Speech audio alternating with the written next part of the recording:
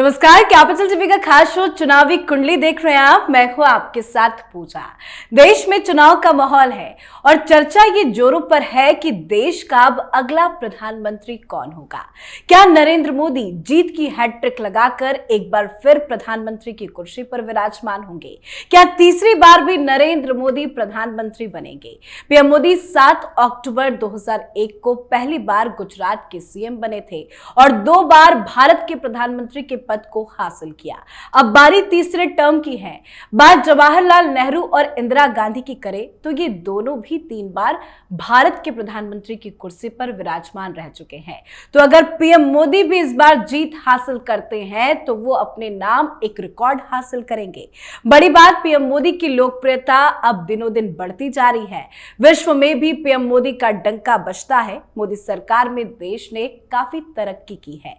तो आज चुनावी कुंडली में जानेंगे कि कैसे पीएम मोदी जवाहरलाल नेहरू और इंदिरा गांधी से अलग है और क्या कहती है पीएम मोदी की कुंडली। क्या 2024 में भी पीएम बनेंगे नरेंद्र मोदी? बताएंगे आपको। चर्चा के लिए मेरे साथ स्टूडियो में मौजूद हैं आचार्य हिमांशु उपमन्यु जी। आचार्य जी, बहुत बहुत स्वागत है आपका। राधे राधे। आचार्य जी, अगर पीएम मोदी की कुंडली का कंपैरिजन जवाहरलाल नेहरू के साथ करें तो आप क्या कुछ इन दोनों की कुंडली में अंतर देख पा रहे हैं? देखिए, कुंडली जब हम किसी जो है ऐसे सेवक की जो प्रधानमंत्री या इन बड़े पदों पर रहता है तो उसके लिए सबसे इंपॉर्टेंट भाव होता है चौथा घर।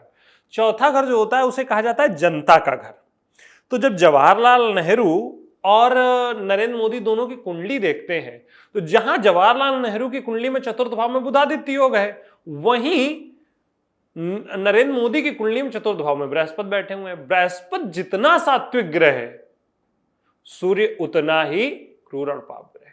और जब बुध उसके प्रभाव में आ गया तो जनता के साथ जो संबंध होते हैं कहीं ना कहीं वो प्रभावित हो जाते हैं। और नरेंद्र मोदी के साथ सबसे बड़ा फैक्टर ये, मैं जब भी किसी कुंडली देखता हूं राजनेता की, तो मैं आपसे भी इस बारे में मैंने चर्चा की है कि राजनेता की कुंडली में राहु का प्रभाव ऐसा होता है जो किसी और की कुंडली में किसी और तरह से नहीं हो सकता है।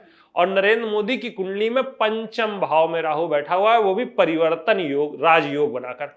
मैं ऐसा क्यों कह रहा हूं? क्योंकि केतु बैठे हुए एकादश भाव में और राहु बैठा हुआ पंचम भाव में।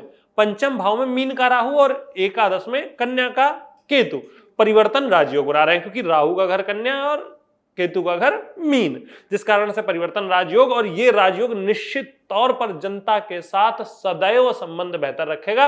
वरना जब मैं कुंडलियां देखता हूं तो यही पाता हूं कि जो राजनेता हैं उनकी कुंडली में दसम भाव में राहु होगा, चतुर्थ भाव में राहु होगा, पर पंचम भाव में राहु नहीं होगा। जनता का धन अर्थात जनता का आकर्षण, जनता का खिंचाव वो नरेंद्र मोदी की ओर सदैव बढ़ता ही रहेगा जब तक नरेंद्र मोदी एक्टिव पॉलिटिक्स में बने रहेंगे, जो ना हमको नेहरू जी की कुंडली में दिखता है और ना इंदिरा गांधी की कुंडली में दिखता है। और अगर इंदिरा जी की जिक्र करें, आपने उनका नाम लिया, तो इंदिरा गांधी की कुंडली से पीएम मोदी की कुंडली का कंपैरिजन करें तो उसमें आप क्या कुछ अंतर देख पा रहे हैं? मैं जैसा कि देख पाता हूं, इंदिरा गांधी के साथ वही चीज जो उनके पिताजी के साथ था, उनकी भी कुंडली नेहरू और इंदिरा बड़ा एक मतलब रोचक। मैं आपको एक और फैक्ट बताऊं उससे पहले कि भारत में अभी तक 15 प्रधानमंत्री हो चुके हैं, लेकिन 15 के 15 प्रधानमंत्रियों में एक चीज कॉमन है। क्या? सभी के त्रिकोण, मतलब जो है पंचम, नवम या एकादश, किसी एक भाव का स्वामी बृहस्पति रहा है।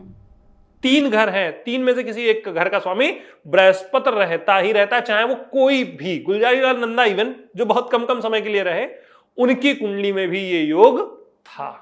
वही योग नेहरू, इंदिरा और जो है नरेंद्र मोदी जी की भी कुंडली में है। और मोदी और इंदिरा कुंडली में जो मुझे सबसे, मोदी जी और इंदिरा जी कुंडली में जो सबसे मतलब बड़ा जो कंपेयर दिखता है वो आयु को लेकर दिखता है। जैसे इंदिरा जी को असैसिनेट कर दिया गया, उनके मतलब जो है तांबे से, उनकी मतलब जो है हथियार से उनकी जो है मृत्यु हुई, वैसे ही कुछ योग नरेंद्र मोदी जी कुंडली में जी। मतलब आयु को लेकर मैं अभी मतलब जो है नहीं कहूंगा कि कितनी आयु है, अभी समय है बहुत हमारे पास, लेकिन जो है उनके ऊपर आयु अगर नहीं समाप्त होगी तो कम से कम हमला होने की स्थिति बनेगी। और मैं एक और कंपेयर आपसे कह रहा था, जी, ये क्योंकि जो है जिस तरीके से वो काम कर रहे हैं तो लोग उनके विरुद्ध जाएंगे ही जाएंगे और आज नहीं तो कल ये स्थिति बनेगी ही बनेगी। मतलब जिस तरह से उनकी लोकप्रियता बढ़ रही है, वो देश को आगे लेके जा रहे हैं, तो दुश्मन भी बन रहे हैं। दुश्मन भी उतनी ही तरीके से बनते चले जा रहे हैं और उतने ही बढ़ते चले जा रहे हैं, क्योंकि जब आप अच्छा करते हैं तो अच्छा सबको अच्छा नहीं लगता, किसी न किसी को बुरा जरूर लगता है। और मोदी जी के साथ भी यही हो रहा है, बुरा लग रहा है लोगों को। कुछ लोग ऐसे हैं जिन्हें देश का विकास होता हुआ अच्छा नहीं लगता। जैसा कि आप जब देखेंगी, मैं आज ही एक और कुंडली देख रहा था, एक राजनेता की, एक और पार्टी के हैं, उन्होंने जैसे ही जो है भारत में जो है अपने जो विरोध प्रदर्शन ये सब जारी किए, तो दूसरे देशों में जो उनको जो है अवार्ड मिलने स्टार्ट हो गए। भारत में नहीं मिले, दूसरे देशों में अवार्ड मिलने स्टार्ट हो गए।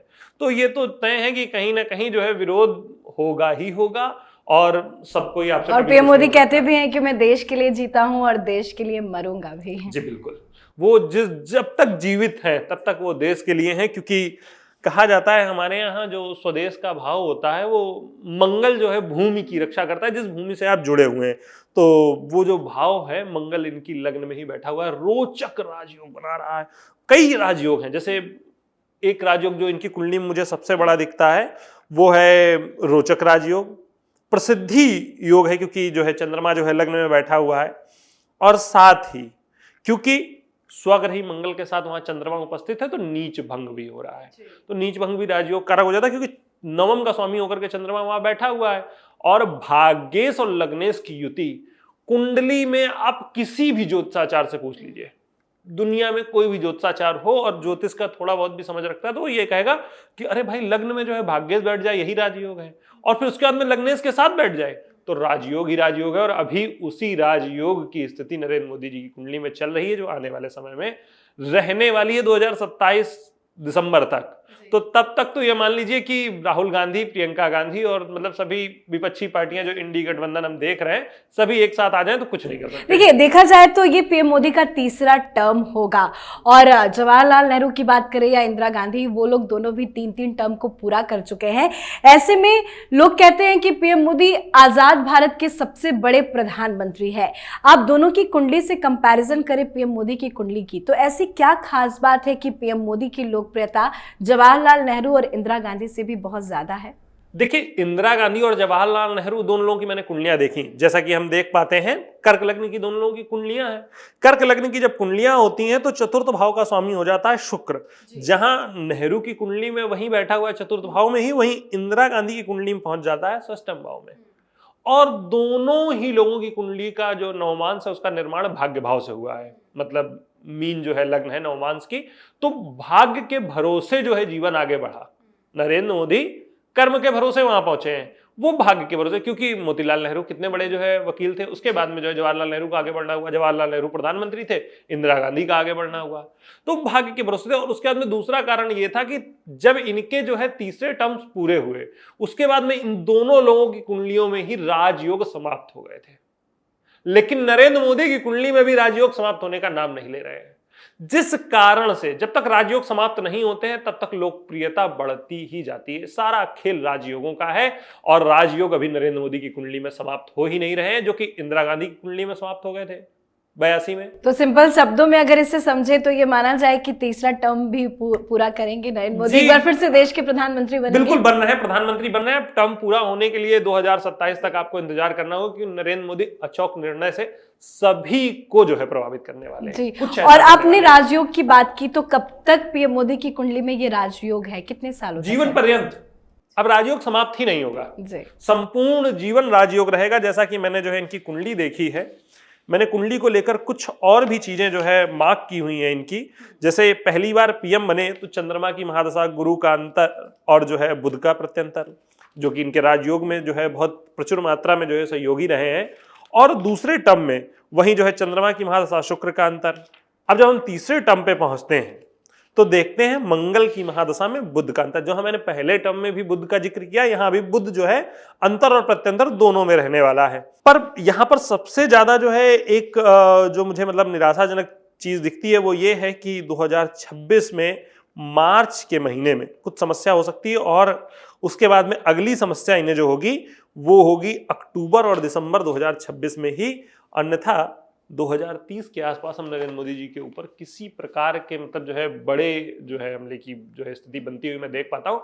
बाकी जीवन पर्यंत जब तक ये जीवित हैं तब तक कुंडली में राजयोग लेकर के ही जीवित हैं, क्योंकि इसके बाद में राहु की महादशा और राहु परिवर्तन राजयोग बना चुका है जी। और वो भी जनता के जो है धन से, अर्थात जनता के आकर्षण से। धन का मतलब जो है लोग सिर्फ पैसे से आंकते हैं, धन का मतलब सिर्फ पैसा नहीं होता, आकर्षण भी होता है। आकर्षण, खिंचाव, झुकाव, तो जो है वो झुकाव और खिंचाव वो जो है सदैव चलता रहेगा, वो समाप्त नहीं होने वाला है, जो कि नेहरू की कुंडली में समाप्त हुआ।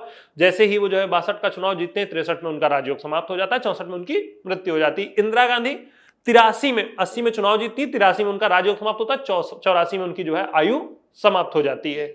और लेकिन नरेंद्र मोदी कुंडली में राजयोग समाप्त नहीं होंगे, संपूर्ण जीवन वो अपने राज का भोग करते हुए ही हम लोगों की सेवा करते रहेंगे। जी, जाते जाते एक आखिरी सवाल भी मेरा आपसे है, कुछ और ऐसी चीजें हैं जो आप देख पा रहे हैं जो आप हमारे दर्शकों को बताना चाहेंगे?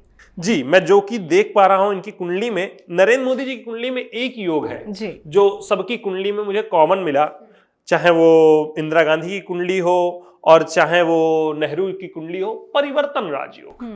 जब दो घरों के स्वामी अपनी अपनी जो है राशियां बदल लेते हैं, आप मेरे घर, मैं आपके घर, तो इस उसमें जो है परिवर्तन राजयोग का निर्माण होता है। जो अच्छे घरों में बैठे हो वो सबकी कुंडलियों में एक साथ मिला, जिसके कारण ये सभी जो है प्रधानमंत्री बन पाए। और इनमें और बाकियों में फर्क इतना है, जैसे कि एक और मैं रोचक चीज बताना चाहूंगा, हम सभी जो है आरोप लगाते हैं, आजकल भारत में जो विपक्षी पार्टियां हैं वो सभी आरोप लगाती हैं कि नरेंद्र मोदी जी ने अपनी धर्मपत्नी के साथ जो है जीवन यापन नहीं किया, उन्हें छोड़ दिया। क्या इस बात का आरोप जो है इंदिरा जी पर नहीं लगना चाहिए? संबंध तो फिरोज गांधी और इंदिरा जी के भी नहीं बेहतर थे। ये ग्रहों का खेल है। जहां इंदिरा गांधी जी की कुंडली में सप्तम भाव पीड़ित था, वही नरेंद्र मोदी जी की कुंडली में भी सप्तम भाव पीड़ित है। उनकी कुंडली में शनि की दृष्टि थी, तो संबंध सबको पता नहीं चलेगी जो है। और जो है नरेंद्र मोदी जी कुंडली मंगल की दृष्टि, तो मंगल एकदम सेनापति होता है, वो सब कुछ जो है तुरंत खत्म करके जो है आगे बढ़ने का जो है आदी होता है, तो वो जो है इन्होंने खत्म किया और आगे बढ़ गए। और शनि सब कुछ रखता जो है नीचे ही है, कुछ ऊपर नहीं जाने देता, तो उसी उसमें जो है उनका किसी को पता नहीं चला।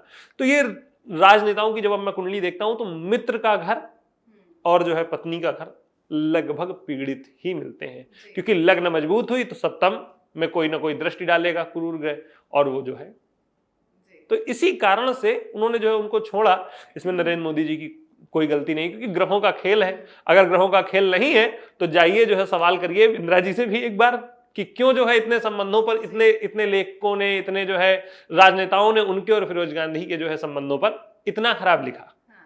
तो किसी की कोई गलती नहीं होती, सब खेल ग्रहों का है। और मैं आपको बता दूं कि कुछ लोग ये जानना चाहते हैं, हमारे दर्शक कई बार कुंडली देखने के बाद ये सवाल पूछते हैं, पंडित जी ये कुंडली का टाइम और डेट क्या था? तो नरेंद्र मोदी की जो कुंडली है वो 17 सितंबर 1950 दिन रविवार का 12:09 दोपहर का समय वडनगर की कुंडली है। और वहीं इंदिरा गांधी की कुंडली 19 नवंबर 1917 दिन सोमवार 11:11 रात्रि का जन्म है। और जवाहरलाल नेहरू की 14 नवंबर 1989 और जो है 11:30 रात्रि का समय है। इलाहाबाद का जन्म है इंदिरा गांधी और नेहरू का। तो आप लोग अगर कुंडली के प्रति जो है अपना झुकाव महसूस करते हैं, तो इसीलिए मैंने आपको यह समय बता दिया है। जहां नेहरू और इंदिरा कर्क लग्न के जातक हैं, वहीं नरेंद्र मोदी वृश्चिक लग्न के जातक हैं। वृश्चिक लग्न का जो स्वामी है वो मंगल है और अपनी ही राशि में बैठा हुआ है, परंतु यही नरेंद्र मोदी की कुंडली का सबसे बड़ा राजयोग भी है। जितना इसने इन्हें कष्ट पहुंचाया है उतना ही इन्हें तरक्की दी है, कभी देश छोड़कर नहीं जाएंगे। ये इनकी कुंडली बताती है, क्योंकि चतुर्थ भाव में मंगल की दृष्टि, और जब चतुर्थ पर मंगल की दृष्टि हो जाए तो व्यक्ति सदैव अपने देश में ही निवास करता है और अपने देश का कार्य करता है। बिल्कुल। और सबसे अच्छी बात यह है कि प्रधानमंत्री कोई भी हो, अगर उनके राज में भारत तरक्की कर रहा है, देश का नाम ऊंचा हो रहा है, तो उससे अच्छी बात क्या हो सकती है? जी, इसी वजह से तो उन 3 लोगों की कुंडली मतलब जो है हम लोगों ने स्टडी की। आरोप लगाना किसी पर भी बड़ी मतलब जो है छोटी बात होगी, लेकिन जिन लोगों ने देश के लिए काम किया है, भले ही इंदिरा पर आरोप लगा दीजिए, इंदिरा गांधी जी पर, लेकिन जो है 71 की वॉर आज भी इस देश के लिए नेहरू कम संसाधनों के साथ देश मिला, उन्होंने देश को बढ़ाया। हाँ, गलतियां सबसे होती हैं। जब जो है कार्यकाल समाप्त होगा तो हो सकता है 2-4 लोग यहाँ भी जो गलतियां ढूंढ करके ले आएंगे लगाने के लिए नरेंद्र मोदी जी पर भी, लेकिन जो है काम किया है और इस बात का श्रेय सदैव इन्हें मिलना चाहिए, या किसी ने भी काम किया। जी बिल्कुल, आपने इतनी अच्छी जानकारी दी, बहुत बहुत धन्यवाद। राधे राधे। राधे राधे। तो कुंडली तो ये इशारा कर रही है कि पीएम मोदी जीत का रिकॉर्ड अपने नाम करेंगे। नरेंद्र मोदी की जन्म कुंडली में ग्रहों की अनुकूल स्थिति बनी रहेगी। वर्तमान में उनकी जन्म कुंडली में मंगल की महादशा और शनि की अंतर्दशा चल रही है, जो 29 नवंबर 2021 से प्रारंभ होकर 29 नवंबर 2028 तक चलती रहेगी। यानी वर्ष 2028 तक उन्हें कोई हटा नहीं सकता। मंगल की महादशा में मोदी का तीसरी बार प्रधानमंत्री बनना तय है। इससे उनकी और भारत की ताकत और सम्मान पूरी दुनिया में और भी ज्यादा बढ़ने वाली है। आप अपनी राय कमेंट कर लिखें। देखते रहिए कैपिटल टीवी। नमस्कार।